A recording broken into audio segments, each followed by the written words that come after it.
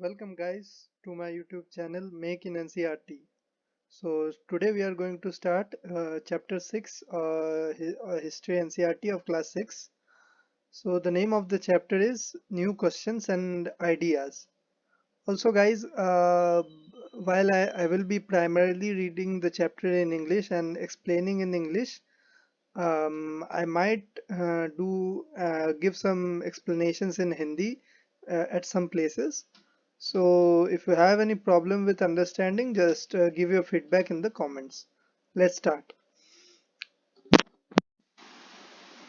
Anagha's school trip.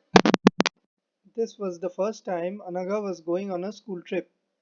They boarded the train from Pune in Maharashtra late at night to go all the way to Varanasi in Uttar Pradesh. Her mother, who came to see her off at the station, told the teacher, "Do tell the children about the Buddha and take them to see Sarnath as well." So we see here that the story is about a school student who is going on a school trip. They are going to Varanasi in Uttar Pradesh, and the parent of the student,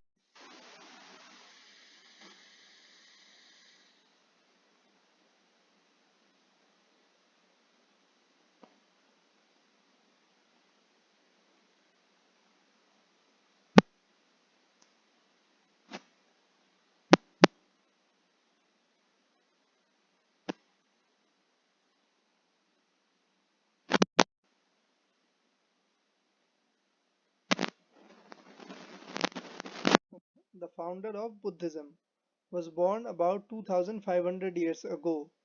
This was a time of rapid change in the lives of people.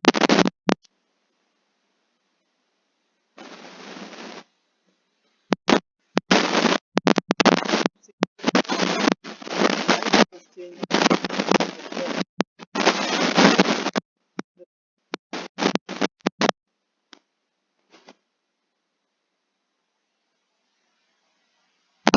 that the founder of Buddhism is Siddhartha Gautama.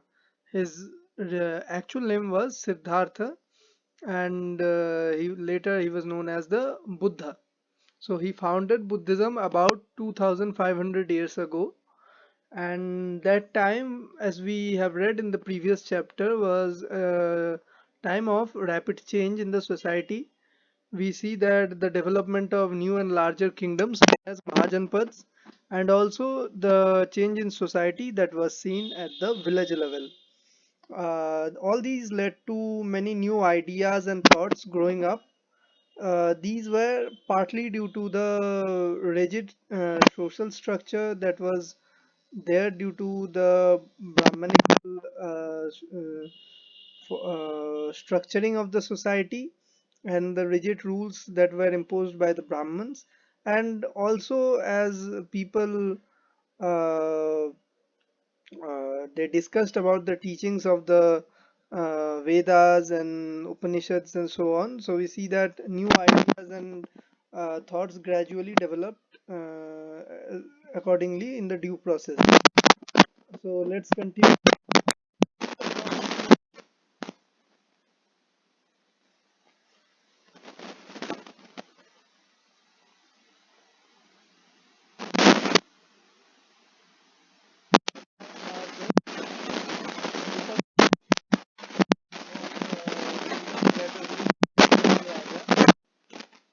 Single person, there is a group of people or a council, and each of them is known as a Raja, and it was sort of a republic.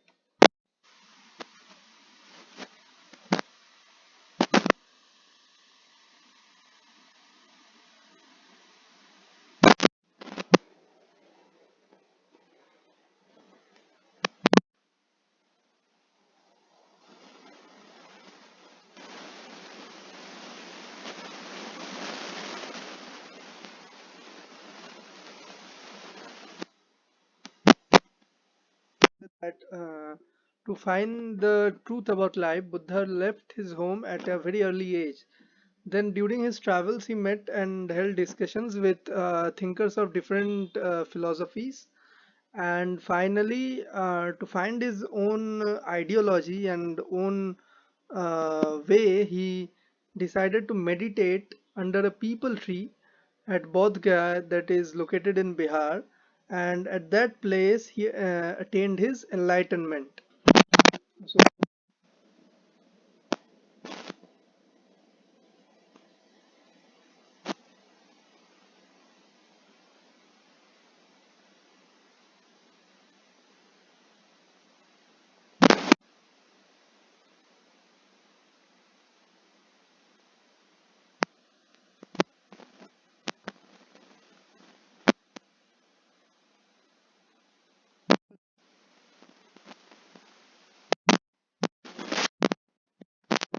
he went to Sarnath.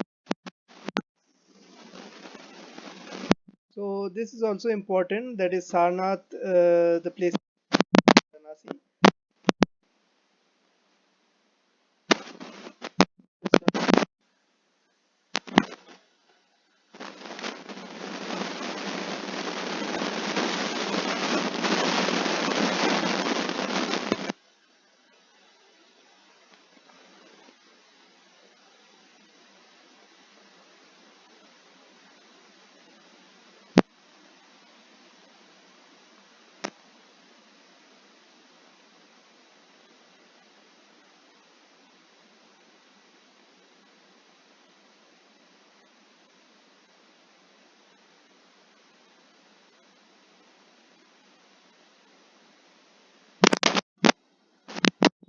तो उनको जो अपने धर्म के starting में वो अपना घर बार छोड़ के अपना एक न्यू आइडियोलॉजी फॉर्म करने के लिए वो निकल पड़े थे, और उन्होंने दूसरे मतों के जो थिंकर्स थे उनसे वो मिले और बात किए।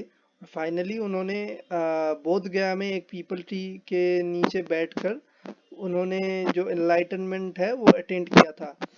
और उन्होंने अपना मतलब फर्स्ट जो अपना सरमन दिया था, मतलब अपने शिष्यों को जो पढ़ाया था, वो सारनाथ में हुआ था।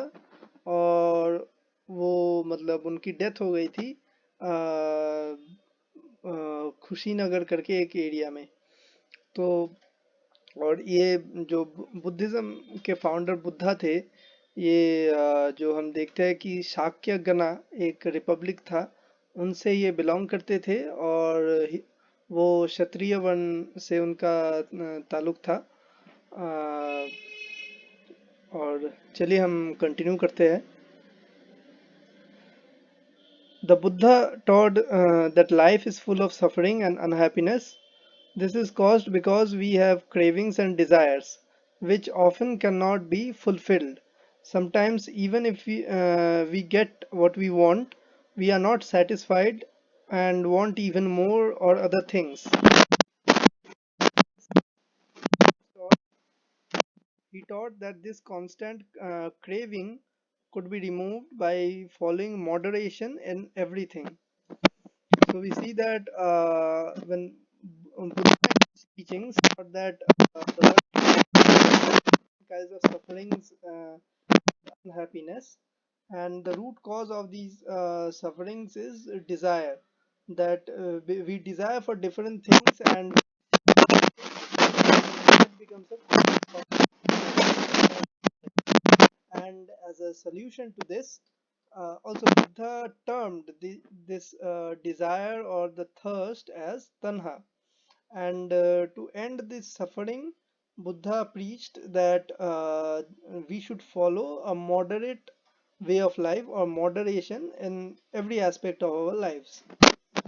तो हम देखते हैं कि बुद्ध जो अपने विचारों में बोलते हैं कि जो जिंदगी में बहुत ही दुख सबके जिंदगी में होते हैं, और इन दुखों का कारण मेनली होता है कि उनको एक सब कुछ ना कुछ चीज की मांग रहती है सबको। तो ये जो मांग रहती है, ये इस चीज को पाना उस चीज को पाना, तो ये इसी को बुद्ध ने तन्हा का नाम दिया था।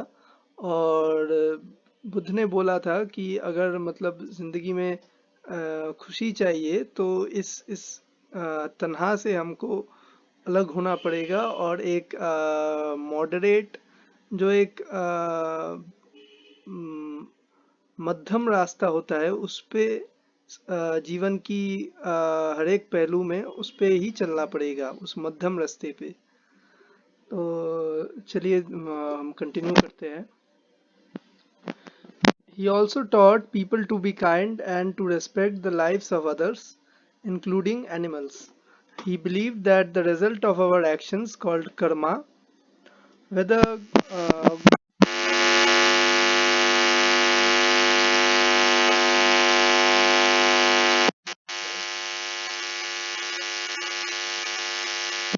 he believed that the results of our actions, called karma, whether good or bad, affect us both in life and the next. The Buddha taught in the language of the Prakrit that everybody could understand his message. So we see here that Buddha believed in the concept of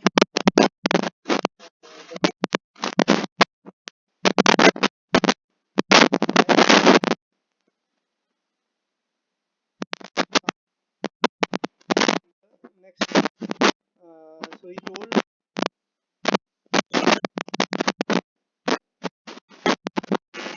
all these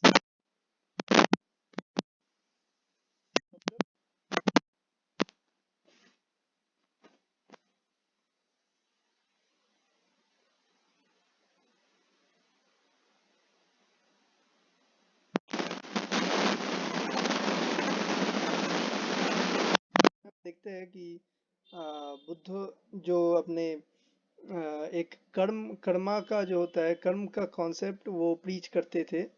और वो बोलते थे कि हमको सारे जीव जंतुओं को ही एक रिस्पेक्ट जो है वो देना चाहिए। और ये जो कर्म का कॉन्सेप्ट है ये बुद्ध मानते थे कि हम हमारे इस जिंदगी में जो भी जैसा भी काम करेंगे बुरा या भला तो वो हमारी अगली जिंदगी में वो हमको वैसा ही रिजल्ट देगा। तो ये जो वो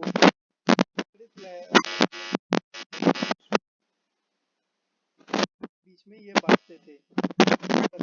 जो है वो आम आदमी की भाषा होती है और हम देखें तो जो वो जो विचारों को अपने आप में वो लिखते थे या फिर लिखते थे वो वेद में या फिर और दूसरे जो ग्रंथ है उसमें, तो वो होते थे संस्कृत में। तो संस्कृत हर कोई पढ़ नहीं पाता था, तो इसलिए ये जो बुद्ध के जो विचार है ये प्रकृति में होने का फायदा होता था कि ये ज्यादा लोगों के पास पहुंच पाता था, लोग इसको आसानी से समझ पाते थे। तो चलिए कंटिन्यू करते हैं। So guys, here is a question that what was the language used to compose the Vedas? If we see the Rig Veda, it was composed in the Vedic Sanskrit, and then if we see the later Vedas and the other uh, books like the Upanishads and Aranyaks, and many of these were composed in the a form of Sanskrit that was evolved later. But the oldest part of the Rig Veda it was composed in the early Vedic Sanskrit. So overall, the Vedic literatures are all composed in Sanskrit. तो question है यहाँ पे कि जो वेद है वो किस भाषा में लिखे गए हैं होगा। और जो ऋग्वेद है हम देखते हैं वो जो एक अर्ली वैदिक संस्कृत होता है, वो ऋग्वेद का संस्कृत और जो दूसरे वेदों का संस्कृत है वो उसमें थोड़ा सा डिफरेंस होता है। वो थोड़ा सा अर्ली वैदिक टाइप उसका प्रिमिटिव टाइप होता है, और ये जो है जो लेटर वैदिक है वो बाद में धीरे धीरे इवॉल्व हुआ है। अगर हम देखें कि जो अर्ली वैदिक लैंग्वेज है इसमें और भी जो जितने इंडो यूरोपियन लैंग्वेज होते हैं उनके साथ इसका ज़्यादा सिमिलैरिटीज़ होता है, समानताएं मिलता है उनके साथ। अगर हम इसको जो बाद में जो संस्कृत में जो लिखे गए हैं, बाद में जो संस्कृत यूज़ होता था उससे कंपेयर करें तो चलिए कंटिन्यू करते हैं। Uh, he also encouraged people to think for themselves rather than to simply accept what he said. Let us see how he did this. So, guys, here is very important that to think for themselves. Like Buddha wanted the people to apply their logical reasoning and thinking. Just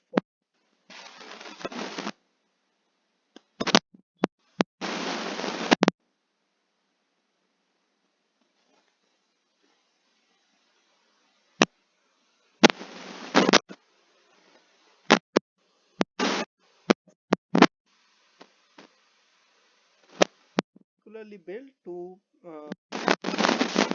Buddha.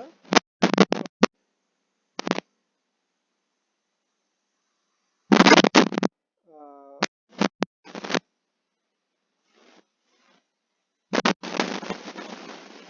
एक चीज मैं भी यहाँ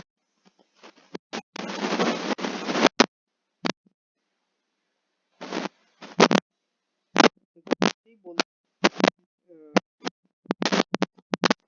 एक जो logical जो thinking होती है एक हर चीज में वो के सोचे, ना कि सिर्फ उनके बात को ऐसे ही द स्टोरी ऑफ किस्सा Gautami. Here is a famous story about Buddha. Once there was a woman named Kissa Gautami whose son had died. She was so sad that she roamed through the streets of the city, carrying the child with her, asking for help to bring him back to life. Kind the Buddha said, "Bring this handful of mustard seeds. I will bring you." Kissa Gotami was overjoyed and started off at once. The stopped her and added that the seeds must come from a house of a family. She went from door to door, but wherever she went, she found out that someone, brother, husband, wife, child, uncle, aunt, grandfather, what was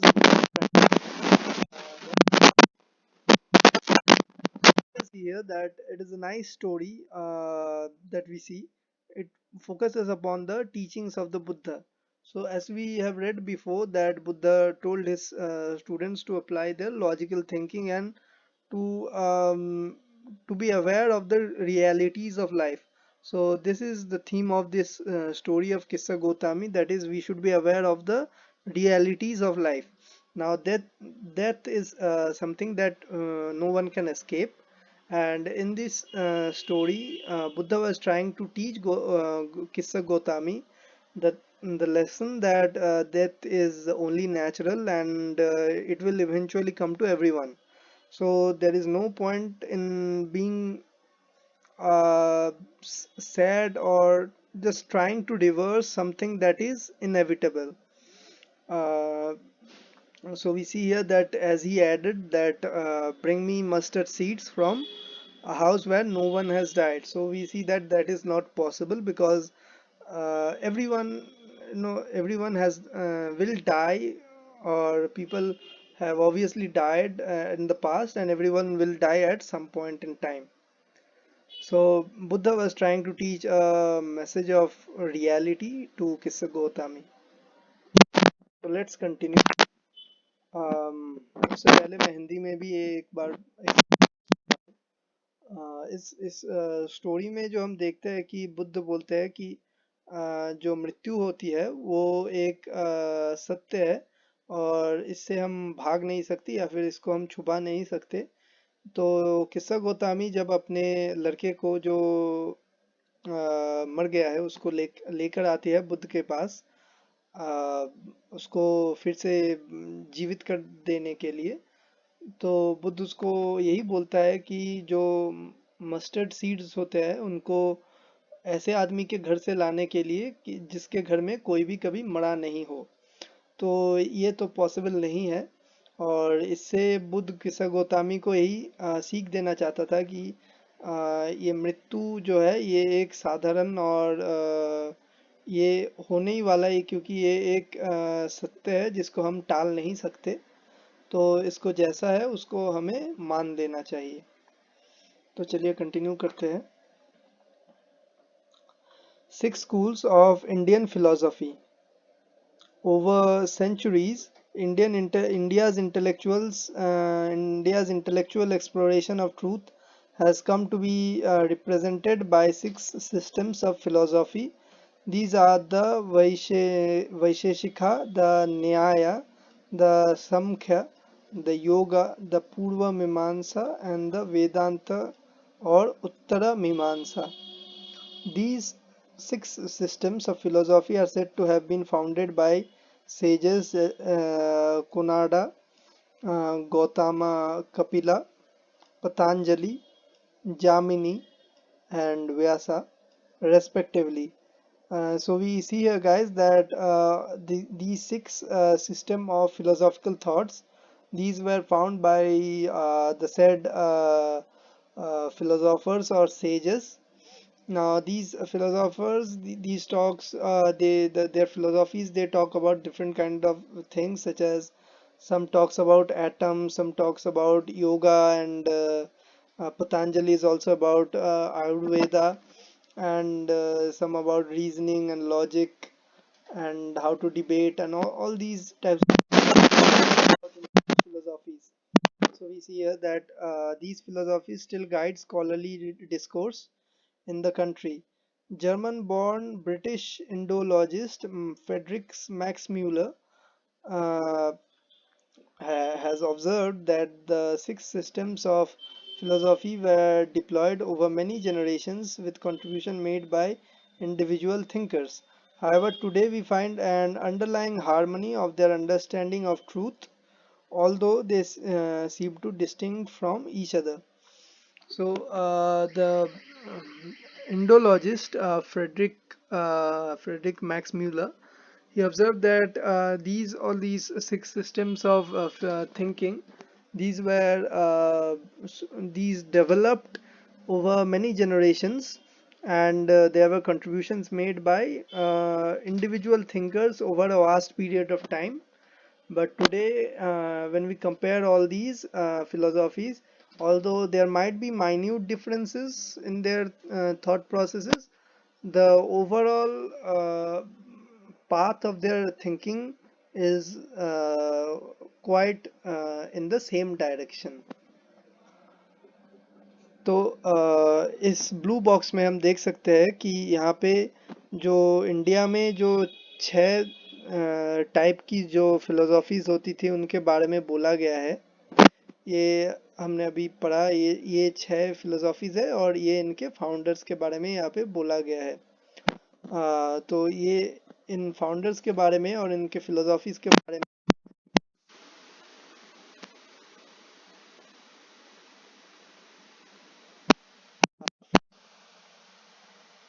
कि ये जो philosophies है ये बहुत ही एक लंबे समय में पीढ़ी दर पीढ़ी धीरे धीरे इनका मतलब ये सामने आए थे। और इनको मतलब इस फिलोसॉफीज में एक इंडिविजुअल जो थिंकर्स थे हर एक जनरेशन के, तो सबका उस फिलोसॉफी के थिंकिंग के ग्रोथ में सबका कंट्रीब्यूशन था। लेकिन आज के दिन में अगर हम इन सब फिलोसॉफीज को कंपेयर करें तो हम देखते हैं कि इनमें जो ओवरऑल इनका जो एक थॉट होता है वो ओवरऑल सिमिलर है। हालांकि उसमें अगर इंडिविजुअली देखें तो माइन्यूट और छोटे छोटे डिफरेंसेस हमें मिल सकते हैं। यहाँ पे आप एक वर्ड देख सकते हैं, इंडोलॉजिस्ट। तो इंडोलॉजिस्ट वो लोग होते हैं मतलब जो इंडिया का हिस्ट्री, कल्चर पास्ट के बारे में, और जो हिस्ट्री कल्चर के डिफरेंट पार्ट्स होता है उसके बारे में जो स्टडी करते हैं, तो उनको इंडोलॉजिस्ट बोला जाता है. So, guys, one thing that the term that we see here, Indologist, it simply refers to the people who used to study the arts and culture and history of India. So let's continue. Upanishads. Around the time, various other thinkers also tried to find answer to philosophical questions. Some of them wanted to know about life after death.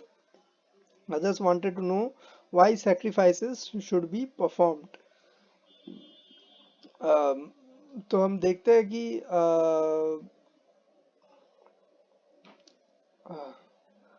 यहाँ पे वेद के बाद, वेदों के बाद ऐसा समय आता है कि जो सेजेस होते हैं, जो थिंकर्स होते हैं, वो सोचने लग गए कि मतलब जीवन के डिफरेंट एस्पेक्ट्स के बारे में वो सोचने लग गए. उनमें से जैसे के बारे में, या फिर जैसे कि ये जो यज्ञ करते थे तो ये क्यों करना चाहिए, इसके बारे में भी वो सोचने लग गए. बहुत से ऐसे ऋषिज जो थे वो इनके बारे में चर्चा करने लग गए. तो इस टाइम पे ऐसे डिफरेंट टाइप्स ऑफ ये डिस्कशंस या फिर चर्चाएं होने लगी. So we see here, guys, that after the Vedas, there was lot of discussions around the on various philosophical questions, such as about.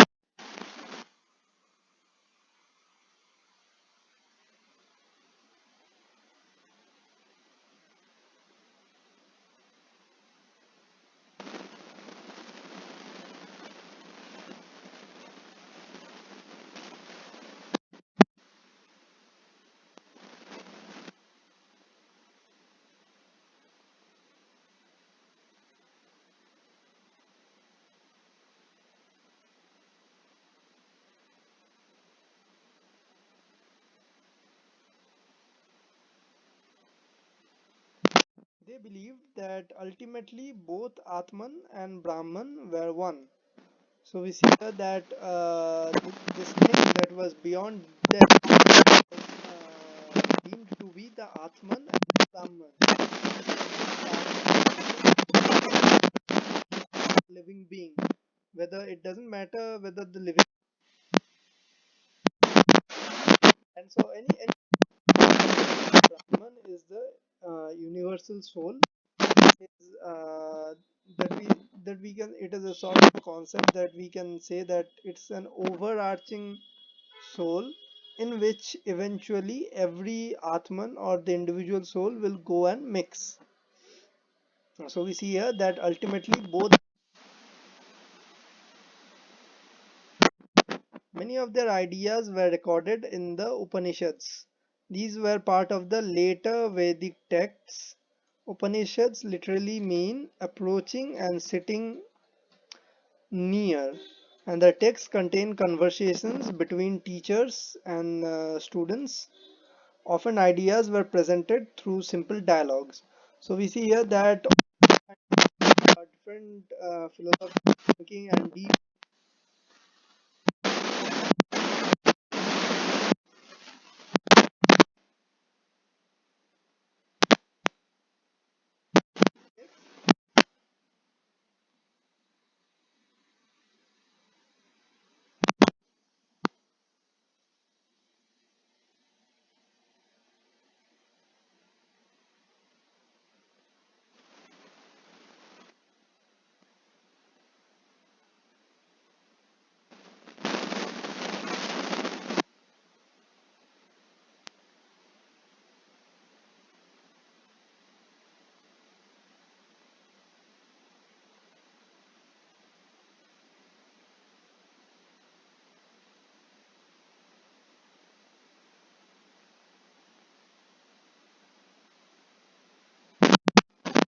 देख पाते हैं कि जो उपनिषद थे वो जो लेटर वैदिक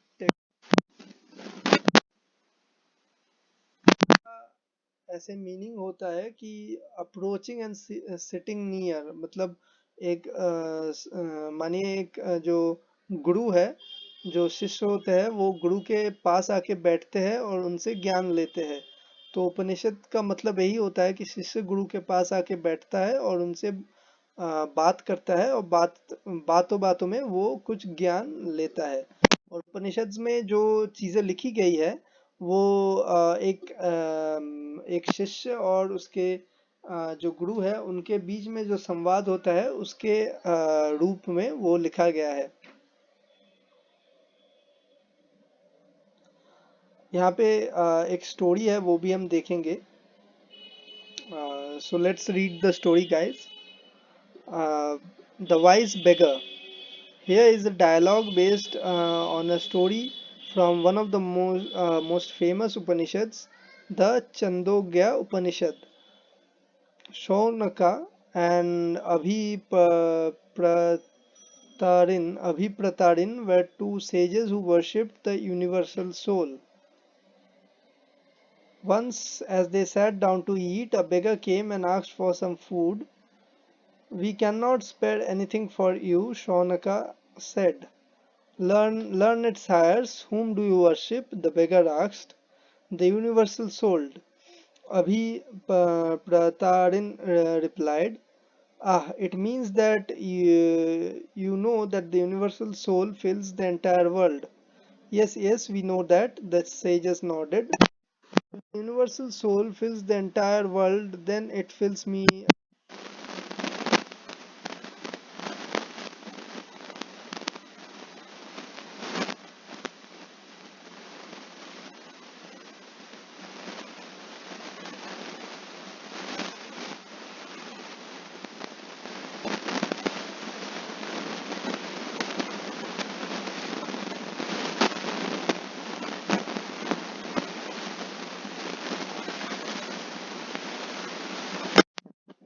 So, guys, as we clearly see in the story, that here also the concept of that the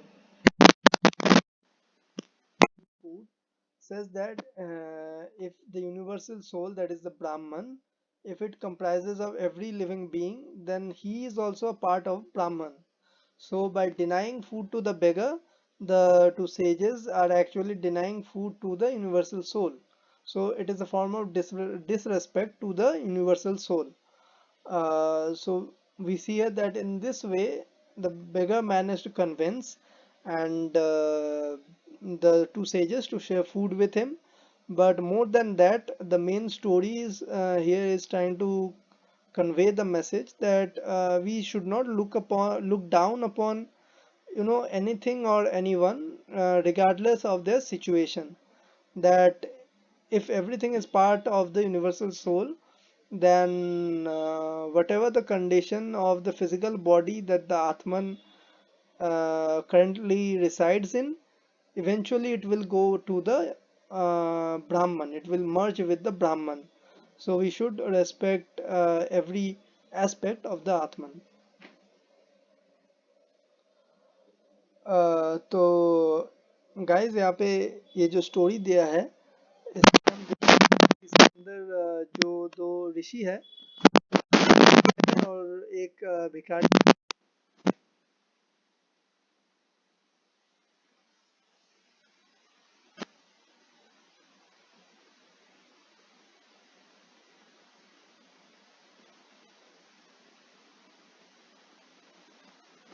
और उसे अ,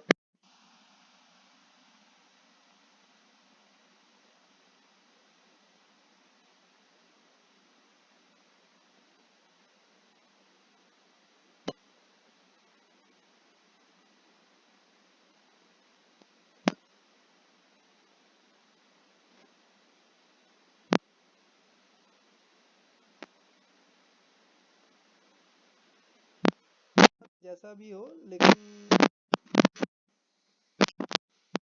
हम क्योंकि अल्टीमेटली को ब्राह्मण में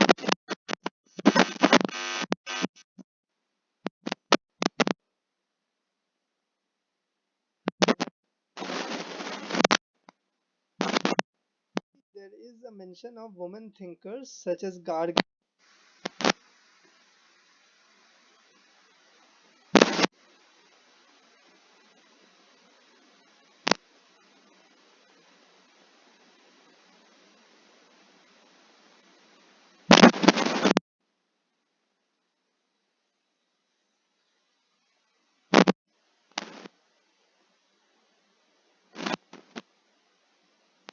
Female thinkers also such as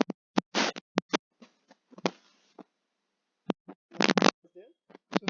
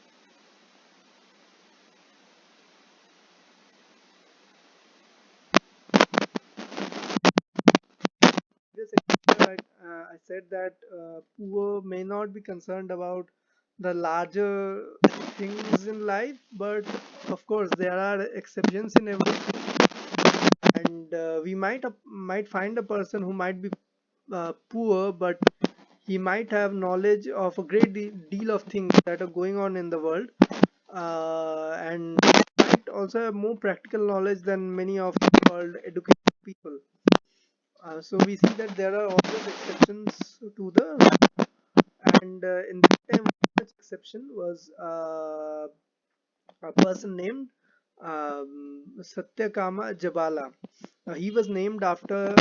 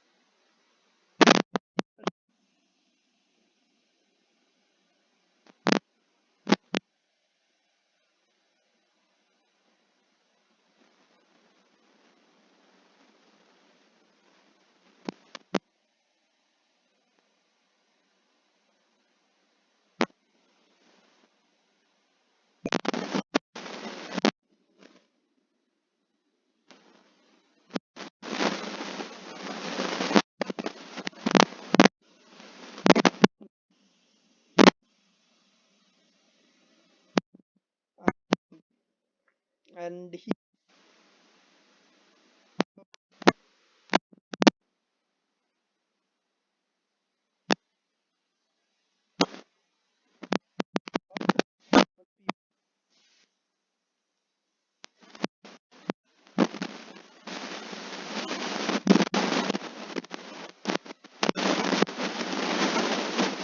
to a very large extent in the case of Hinduism. We'll also see that later on. The Bhakti movement would also play a similar role in simplifying Hinduism so that it could be better understood by the commoners. तो हम यहाँ पे देखते हैं कि इस paragraph में बोला गया है जो वुमन थिंक, तो महिला भी, कुछ महिला थे जो इस टाइम पे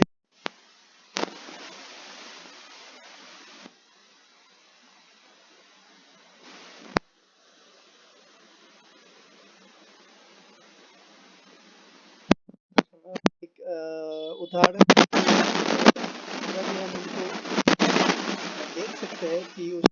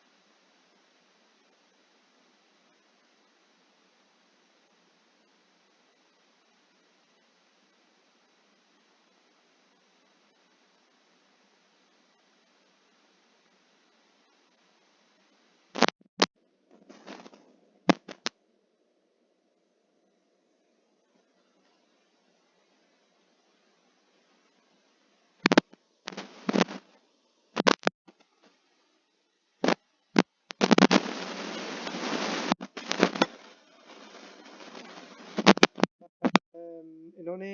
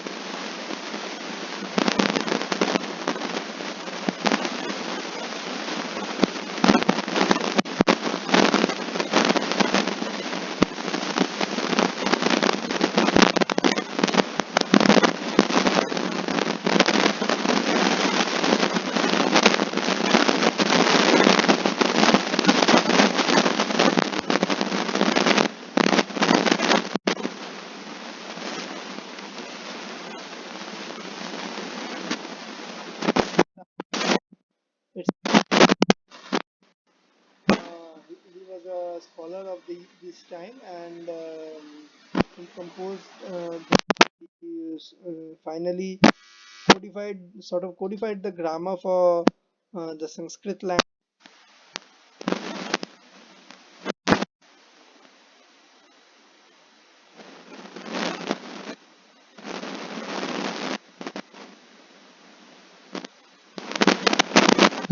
The book, guys,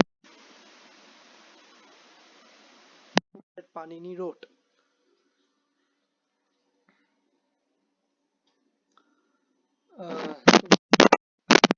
जो ब्लू बॉक्स है यहाँ पे देख सकते हैं कि पाणिनि के बारे में बोला गया है। वो एक ग्रामेरियन थे, वो उन्होंने अष्टाध्यायी लिखी लिखी थी। जो व्याकरण होता है उन्होंने संस्कृत का उसको अच्छे से कोडिफाई किया था। उन्होंने बहुत सारे ऐसे नियम बनाए थे कि किस तरह इस भाषा को लिखा जाना है। उसका व्याकरण को अच्छे से उन्होंने एक फॉर्म दिया था। तो उनके बारे में यहाँ पे बोला गया है, और उनका बुक जो है अष्टाध्यायी, इसका नाम हमको याद रखना है। The next part is about Jainism. The last and the 24th Tirthankara of the Jainas, Vardhamana Mahavira, also spread his message around this time, that is around 2500.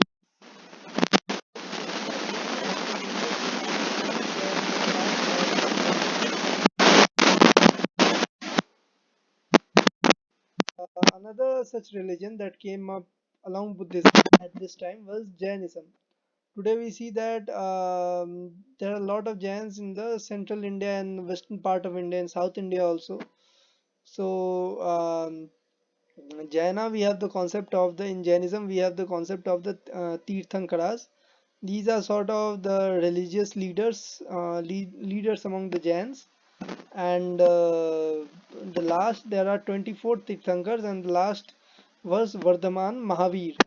So there is each Tirthankar has a symbol associated with him. Now there is a long list of all these individual symbols that are associated with each of the Tirthankaras, each of 24 Tirthankaras.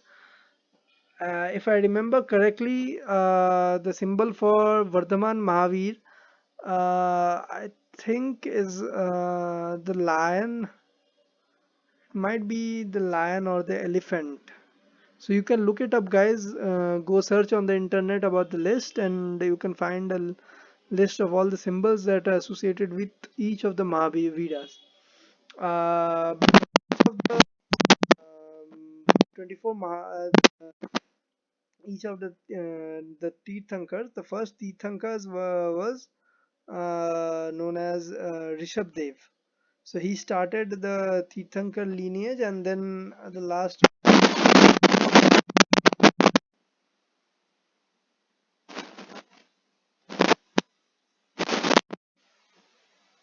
of the Lishavi group of G Sangha.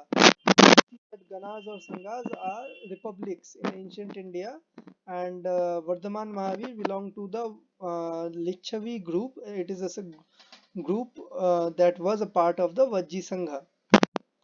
At the age of 30, he left home and went to live in the forest. For 12 years, he led a hard and lonely life, at the end of which he attained enlightenment. So we see that similar to Buddha, he also left home at the age of 30, and he left, and at the end of his hard life in the forest, he attained enlightenment. He taught a simple doctrine: men and women who wish to know the truth must leave their homes. They must follow very strictly the rules of ahimsa, which means not hurting or killing any beings. All beings, said Mahavira, long to live. To all things, life is dear. Ordinary people could understand the teachings of Mahavira and his followers because they use Prakrit. So we see that similar to Buddha, Mahavira also focused on the concept of ahimsa, that is non-violence.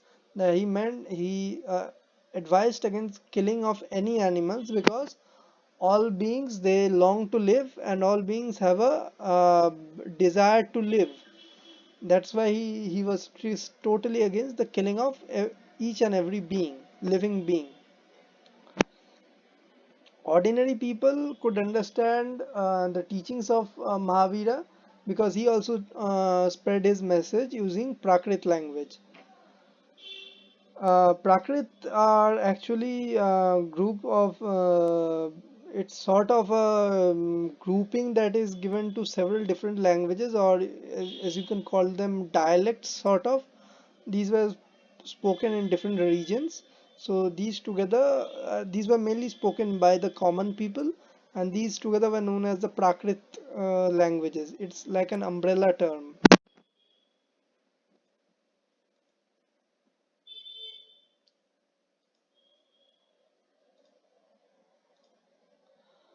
There were several forms of Prakrit used in different parts of the country and named after the region in which they were used. For example, the Prakrit spoken in Magad was known as Magadhi. So as we can see here that the language that was spoken in the Magad region was known as Magadhi. Followers of Magadhi were known as the and had to live a very simple life begging for food. They have to be absolutely honest, and were specially asked not to steal. Also they had to observe celibacy, and men had to give up everything including their clothes. So we see here that the followers of Mahavir lived a strict and principled life. They had to beg for food, and they could not steal from others. They also had to observe celibacy, that they could not involved in a married life, and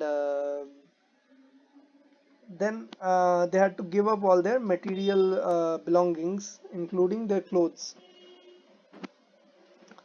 It was very difficult for most men and women to follow these strict rules. Nevertheless, thousands left their homes to learn and teach this newly way of life. Many more monks remained behind and supported those who became monks and nuns, providing them with food. Jainism was supported mainly by traders. Um, so we see here that Buddhism, it was mainly supported as it contained several very strict rules. Not everyone could follow and these rules to the word. Many people just stayed back, went on practicing their regular lives, but they externally supported the monks, the Jain monks, by giving them donations or providing them food. तो हम यहाँ पे देखते हैं कि ये जो महावीर के जो टीचिंग्स थे, उपदेश थे, ये बहुत ही स्ट्रिक्ट थे। और जैसे कि इन्होंने बोला था कि ये अहिंसा के एकदम अहिंसा के लिए ये बोलते थे। और ये एक सबको ऐसा मना करते थे कि हर एक जीव में एक जीने की चाहत होती है, तो इसीलिए किसी भी जीव को हम मार नहीं सकते। और इन्होंने जो monks थे, जो जैनिज्म को फॉलो करते थे, उनके लिए बहुत ही स्ट्रिक्ट नियम बनाए दिए थे। और जैसे कि मंक्स को बहुत ही एक सिंपल लाइफ लीड करना पड़ता था। वो एकदम सब चीज़ में उनको सच बात बोलनी पड़ती थी। वो किसी से चोरी नहीं कर सकते थे। उनको जो वो शादीशुदा नहीं हो सकते थे। और उनको अपना जो सब भी अपना जो चीज़ें होती है, कपड़े सामान और भी चीज़ सब उनको त्यागना पड़ता था। तो हम देखते हैं कि ये जो बहुत सारे ये जो स्ट्रिक्ट रूल्स थे, तो सब इनको नहीं मान पाते थे। इसीलिए बहुत लोगों ने बाहर से ही अपना समर्थन इन जैन्स को देना शुरू किया। जैसे कि वो कोई जैन साधु आता था तो उनको खाना पैसा ये सब देते थे। और ये जैनिज्म जो है, ये जो व्यापारी लोग थे वही मेनली जैनिज्म को सपोर्ट कर पाते थे। क्योंकि हम देख सकते हैं कि एक कारण इसका है जो जैसे एक फार्मर हो गया जिसको खेत में काम करना है, तो उसके लिए ये करना मुश्किल है। और या फिर कोई हंटर गैदरर या हर्डर हो गया, क्योंकि उसको एनिमल को बहुत टाइम पे मारना पड़ता है उससे डिफरेंट प्रोडक्ट्स बनाने के लिए, या फिर खेतों में जो कीड़े मकोड़े होते हैं उनको भी मारना पड़ता है। तो सब ये जैनिज्म के जो स्ट्रिक्ट रूल्स हैं इनको मान नहीं पाते थे। लेकिन ट्रेडर्स है जो मतलब सिर्फ धंधा करते हैं, और उनके पास ये और दूसरे इन चीज़ों का कोई बर्डन नहीं है, वो इस बात को इजीली फॉलो कर पाते थे। Farmers who had killed farmers had to kill insects to protect their crops found it difficult to follow the rules. Over hundreds of years, Jainism spread to different parts of North India and to Gujarat, Tamil Nadu, Karnataka. The teachings of Mahavira and his followers were transmitted orally for several centuries. They were written down in the form which they are currently available at a place called Vallabhi in Gujarat about 1500 years ago. So we see here that Jainism, that one thing is that as Jainism was mainly supported by the traders, people such as farmers or herders or hunter-gatherers, they could not easily follow the life of Jainism because in many cases they had to kill animals for their livelihood. So we see that it was easier for the traders to follow Jainism, and eventually it spread to different parts of the country, that is to Gujarat in the west, to the southern areas Tamil Nadu and Karnataka, and to northern India also. And the teachings of the Mahavira were first just transmitted orally, like the Vedic teachings and the Buddhist teachings, and then they were written down at a place called Vallabhi, that was about 1500 years ago. The Sangha, both the Mahavira and the Buddha felt that only those who left their homes could gain true knowledge, they arranged for them to stay together in the Sangha, an association of those who left their homes. The rules made for the Buddhist Sangha were written down in a book called the Vinaya Pitaka. From this, we know that there were separate branches for men and women. All could join the Sangha, however, children had to take the permission from their parents, slaves had to take from their masters. Those who worked for the king had to take permission from has to take his permission, and the debtors to that of the creditors. Women had to take permission of their husbands, had to take their husband's permission. So we see here that both Buddha and Mahavira focused on living the home and living outside of home and attaining true enlightenment. And to thus for the all the monks to live together, they sort of formed a sangha of those who left their homes. And the rules of the Buddhist Sangha have been written down in a book known as the Vinaya Pitaka. So remember this name, guys. Vinaya Pitaka, it is a book of the rules for Buddhist Sangha. And also we know from this book that there are separate branches of Sangha for men and women, and anyone could join these Sanghas, but there are several conditions that children had to take permission from their parents, slaves had to take permission from their masters, and those who worked for someone, such as the king, had to take permission from him. If someone had taken any loan, they had to take the permission of the creditor who has given the loan, and women had to take permission from their husbands. तो हम देख सकते हैं कि last यहाँ पे इस paragraph में बोला गया था कि जो महावीर के जो उपदेश थे वो पहले तो ऐसे जो स्टूडेंट से टीचर ऐसे ही मुंह से बोले जाते थे, पास डाउन किए जाते थे, लेकिन बाद में वल्लभी नाम के एक जगह पर करीबन अपने 1500 ईयर्स अगो इस टाइम में उसको एक रिटन एक फॉर्म मिला था. तो नेक्स्ट पार्ट में हम पढ़ते हैं संघा के बारे में. संघा एक एसोसिएशन होता है जो लोग अपना घर छोड़ चुके हैं. ये हम दोनों ही बुद्धिज्म और जैनिज्म में दोनों में ही ये पाते हैं. और बुद्धिस्ट जो संघ है उसके जो नियम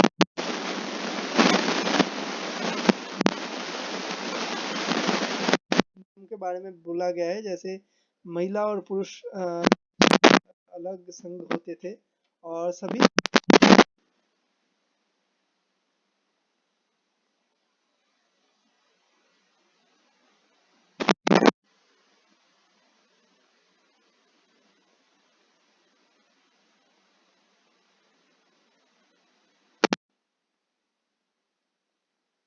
उनके जो मालिक थे उनसे परमिशन लेना पड़ेगा. जैसे कोई राजा किसी ने उधार लिया है तो जिसने उधार दिया है उससे परमिशन लेना पड़ेगा, या फिर जो महिला है परमिशन लेना पड़ेगा ज्वाइन करने के लिए. तो हम देखते हैं कि ये सारे रूल्स थे एक संघ को.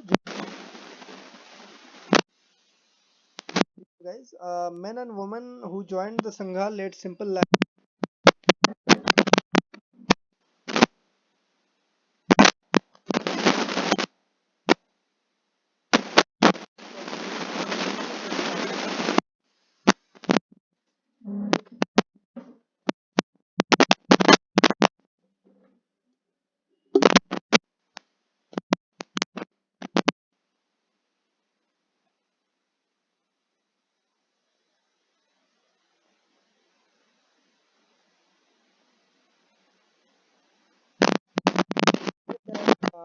The people who lived in these sanghas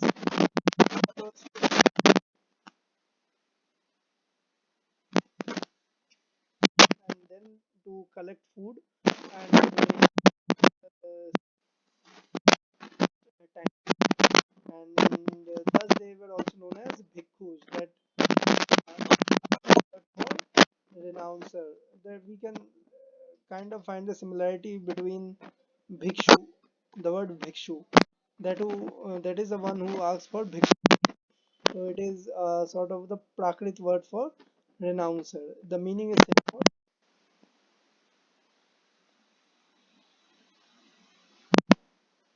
and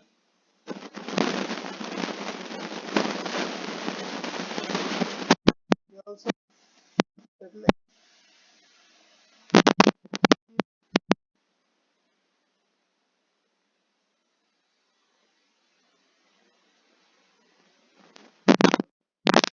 those who join citizens and slaves,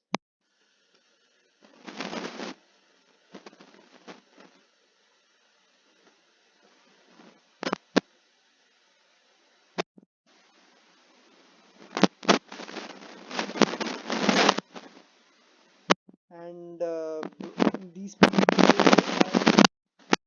wrote books, the teachings of Buddha, and also they wrote books that that so here is a question, guys. Let's see. List at least two ways in which the Sangha described in this lesson was different from the one mentioned in chapter 5. What were the similarities? So in chapter 5, the Sangha, that those are sort of republics, that are, it is a collection of group of tribes and people with sort of a assembly that governs the Sangha or the Gana. These are also known as Gana Sangha, and each one of the members of these assemblies was individually known as a Raja. Was ruler or a single powerful figure in the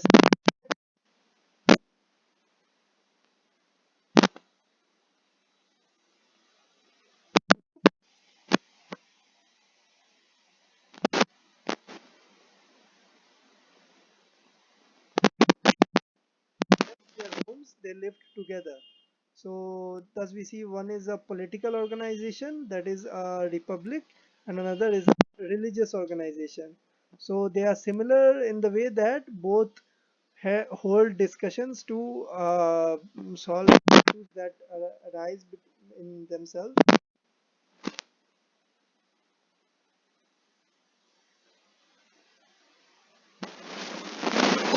Country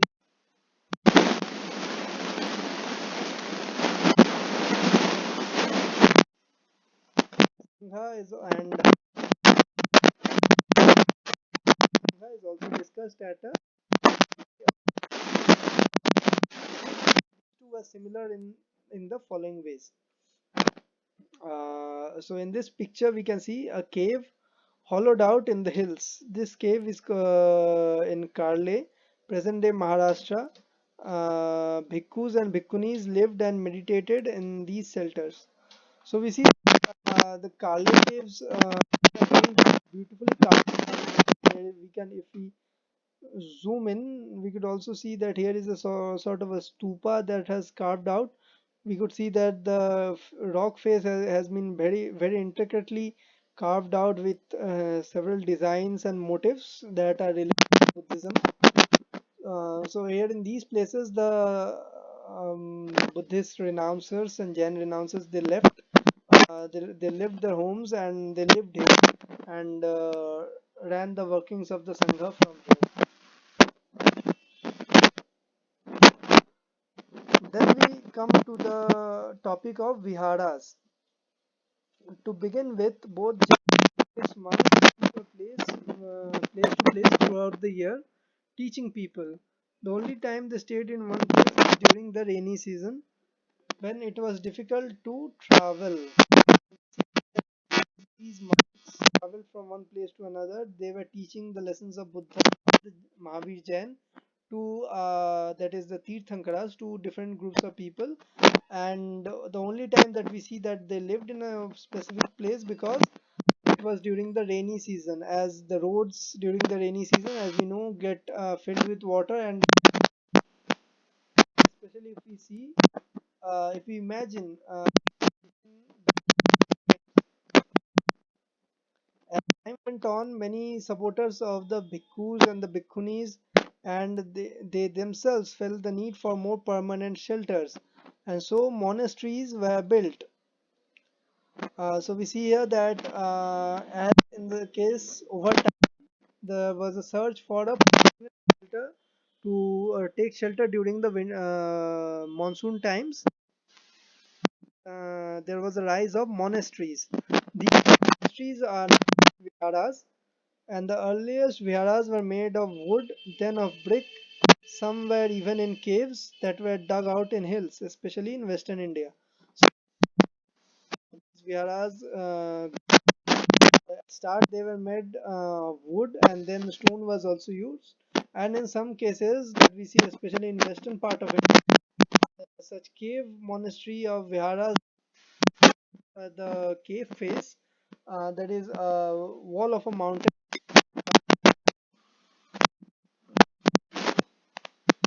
especially a Buddhist text tells us, just as the waters of the lose their names and sacredness when they flow into the mighty ocean, so are the varna and the ranks of the family forgotten when the followers of the Buddha join the order of the monks. So we see here that eventually that different people from different backgrounds and varnas join the sangha, and thus they give up their individual identity of the life and are ultimately part of the monk.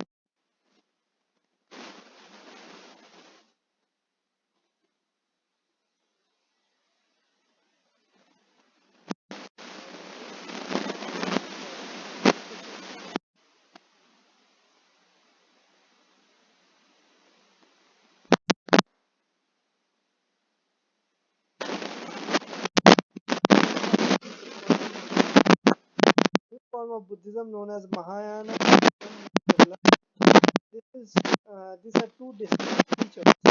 Earlier, the Buddha's presence was shown in culture by using certain symbols.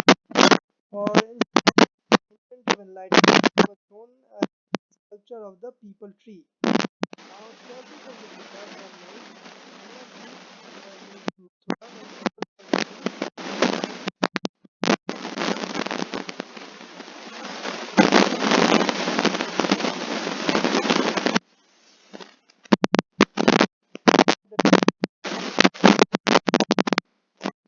isolation and meditate in peace.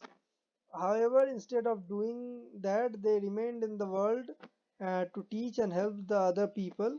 The worship of bodhisattvas became very popular and spread throughout Central Asia. We see that the place Bihar were built were donated land. These were donated by rich people, some merchants and kings, and the local people usually came with foods and offerings to the for the bhikkhus and the bhikkhunis that lived in the sanghas and that lived in the viharas, and in return these people were taught by the bhikkhus and bhikkhunis of the sanghas.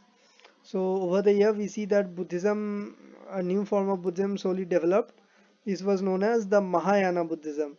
Now, this had two distinct features. That is, in it, the worship of statues of Buddha became prominent.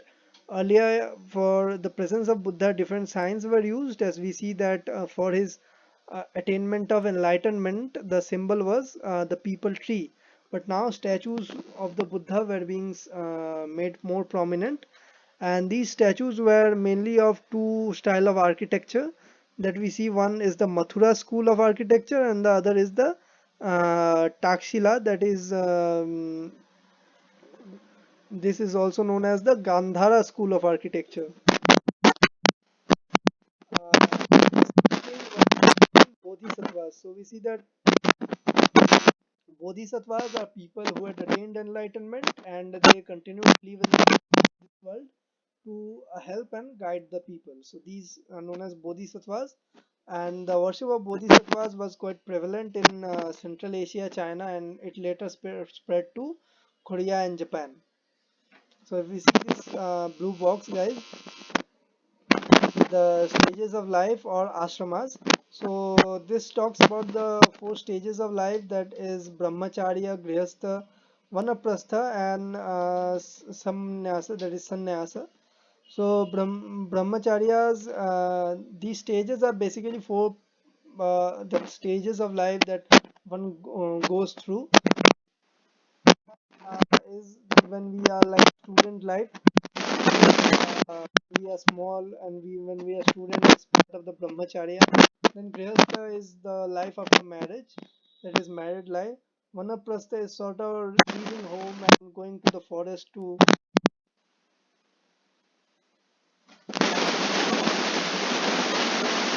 Then there is the uh,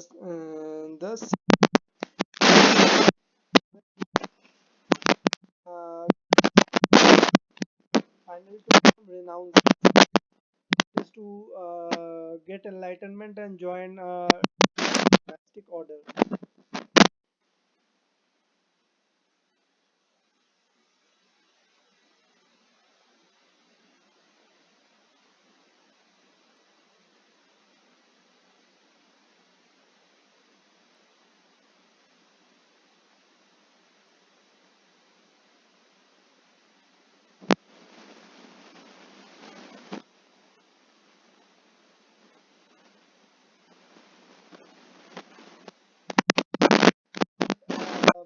Buddhism eventually spread to countries such as Sri Lanka, Myanmar, and the countries of Southeast Asia.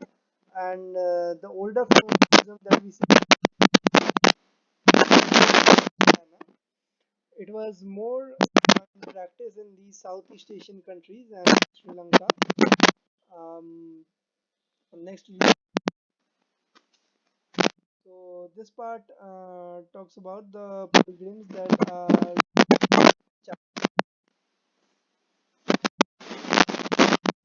the life of Buddha and the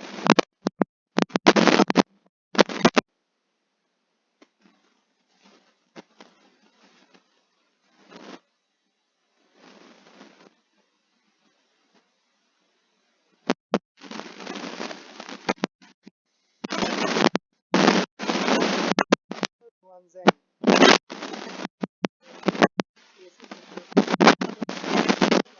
Life of Buddha is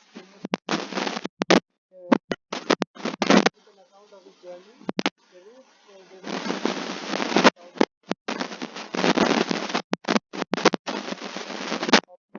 of the countries and the monasteries they visited and the books they carried back.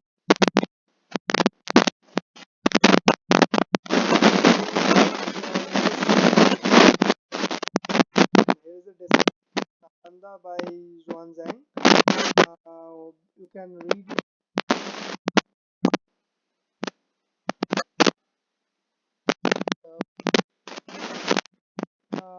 and the type of students and teachers that were there in Nalanda.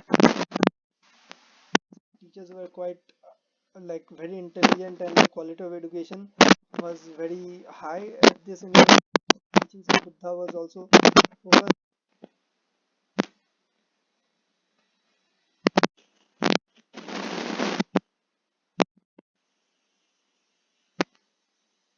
Gatekeepers could be allowed entry in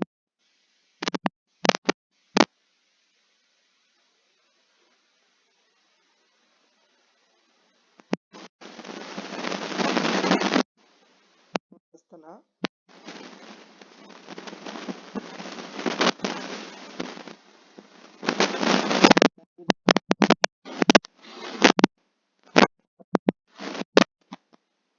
Teacher philosophical texts. Atman is the individual soul, Brahman is the universal soul, and Jaina is for Jainism. Sangha, that is the association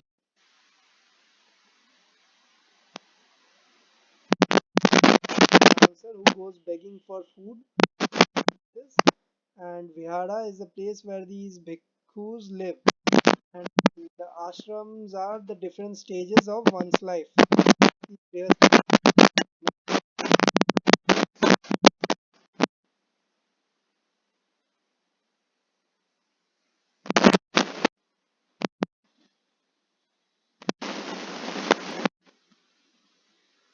writing down of the gender.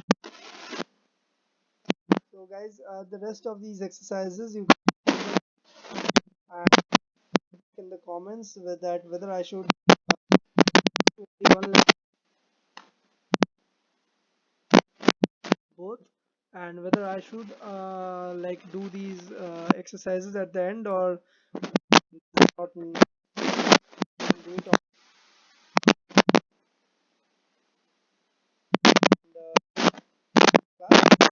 So I will meet you in the next class. Thank you, and please subscribe to my channel. See you next time.